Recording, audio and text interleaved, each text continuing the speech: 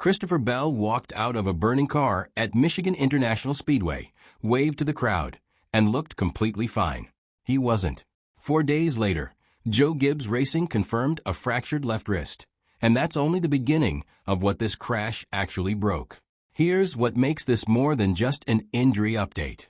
NASCAR's own Vice President of Racing Communications went on record confirming that Bell's impact produced the highest delta V ever recorded in the next-gen era.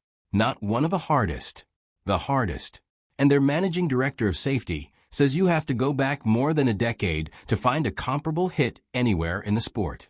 So why did JGR clear him to race at Pocono anyway? And why did they already have a replacement driver named before that clearance even came through? Those two decisions, made within days of each other, tell you something important about the pressure building inside that team right now. Because this isn't just about one driver racing through pain. It's about playoff positioning, a safety discovery that could change how every team in the garage builds their cars, and a 21-year-old nobody was talking about who came within hours of getting the biggest phone call of his career. By the end of this, you'll understand exactly what happened, what it costs, and what's coming next. The injury is confirmed. The clearance is official. But the decision JGR made before they even had those X-ray results back, that's the part that actually explains where this team's head is right now. If you're following this story and want more NASCAR fallout breakdowns like this one, subscribing to the channel keeps you in the loop every time something like this hits the garage. So, how did we get here? Bell was having a strong run at Michigan. Exactly the kind of performance that had him positioned as a legitimate Cup Series threat this season. Late in the final stage, he and Chase Elliott were side by side, both pushing hard after a restart on lap 148. Restarts are dangerous in any NASCAR race because drivers are asking maximum performance from their cars in very tight quarters. Elliott got loose over a bump in turn 3. Just a small slip, but at those speeds, small slips become violent events almost instantly. Elliott's Chevrolet shot up the track and drove straight into Bell's number 20 Toyota. Both cars hit the outside safer barrier at nearly 200 miles per hour. The back end of Bell's car caught fire immediately. Elliott then came back across the track and struck Bell's car a second time on the driver's side. Both drivers got out on their own. Elliott walked over to Bell before the ambulances arrived, and the two shared a brief embrace. Elliott was clear and direct afterward. He called it his fault, said he got loose, thought he was going to spin, committed to that, and then the car hooked right instead of spinning out. Bell took the brunt of it. Elliott apologized without hedging. Bell spent close to an hour inside the infield care center, which was noticeably longer than Elliott. He left through a side entrance and declined every interview request. Team owner Joe Gibbs spoke after the race and said he believed Bell was dealing with his wrist and ankle, and that they would simply have to wait and see. That was Sunday. By Tuesday evening, JGR had confirmed the X-ray results. Fractured left wrist. Bell also had ankle soreness being evaluated. The bigger news was that despite the fracture, he had been medically cleared to race at Pocono Raceway the following weekend. Here's why that matters beyond the injury itself. Bell is not a mid-pack driver trying to stay relevant. He is one of the most consistent performers in the Cup Series in 2025, a driver capable of winning on any given Sunday, and a legitimate factor in the playoff picture. Losing him for even one race would have real consequences for JGR's positioning. Losing him for multiple races would start changing the math on their entire season strategy.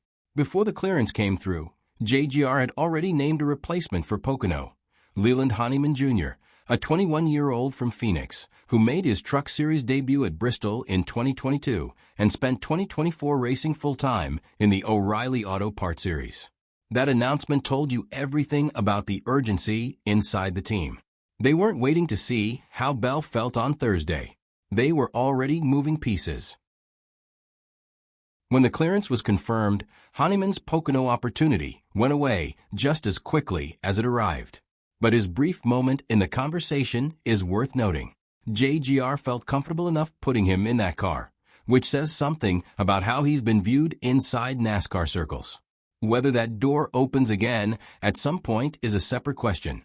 The fallout from this crash goes deeper than one race and one injury update. NASCAR's safety team spent Monday morning at the JGR shop doing a detailed review of Bell's car, specifically focusing on his restraint systems and the head surround foam. What they found has actual implications for the entire field. Mike Ford said the foam Bell was using performed so well in what was the sport's hardest recorded crash in a decade that NASCAR is now studying whether the specific thickness and softness should serve as a reference point for other drivers. That's not a minor footnote. If the data from this wreck influences how teams configure their cars going forward, Bell's Michigan crash becomes part of NASCAR safety history, whether anyone intended it to or not. From a team perspective, JGR has to manage a driver who is now racing through a fractured wrist. That's not a disqualifying injury. Drivers have raced through worse. But it creates a real question about how Bell's feel for the car holds up over the course of a race. Steering inputs, brake pressure, pit road maneuvers, all of that runs through the hands. A fracture in the left wrist on an oval-heavy schedule is not ideal. If Bell shows up at Pocono and the pain is manageable, this becomes a story about resilience. If he struggles and the injury is clearly affecting his performance, the team has to start making harder decisions about whether to manage him through it or risk deeper damage. Some fans have pushed back on the clearance decision, arguing that no playoff points are worth racing with a broken bone. That's a completely reasonable position. There's also a counterargument that Bell himself knows his body. The medical staff cleared him with full knowledge of the fracture, and the decision to race belongs to the driver and the team, not the outside conversation. Both sides have merit, and neither is wrong. What to watch going into Pocono? How Bell handles the car physically over a full race distance, whether JGR makes any setup adjustments to reduce the load on his left side, and how he communicates with his crew about the injury in real time. Also worth watching is whether NASCAR uses the safety data from Michigan to announce any updated guidelines before the next race weekend. The crash at Michigan was not just a frightening moment that ended without serious consequence. It produced real medical injury, real team disruption, and real safety data that could affect the entire garage. Bell racing at Pocono is the next chapter, not the conclusion. If this breakdown gave you something real to think about before Pocono weekend, leave a comment below with one question. Should Bell race through a fractured wrist, or should JGR hold him out to protect the bigger picture? We read every comment, and the conversation in this community is genuinely one of the best parts of building this channel. We are working toward 1,000 subscribers, and every single person who finds value in this content and decides to subscribe is a real part of that. NASCAR Shock Zone, Fallout Explained, every time it happens.